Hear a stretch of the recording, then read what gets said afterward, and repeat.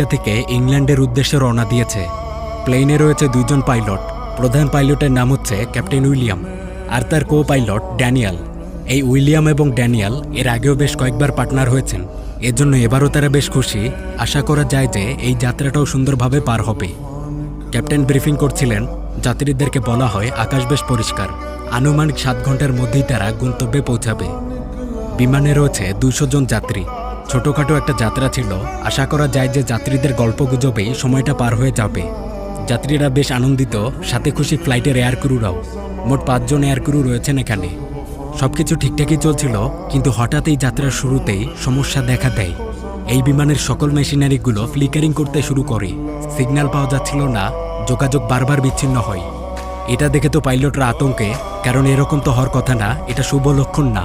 তবে কিছুক্ষণের মধ্যে এগুলো স্বাভাবিক হয়ে যায়, আর এর পরপরই গ্রাউন্ড কন্ট্রোলে যোগাযোগ করা হয়।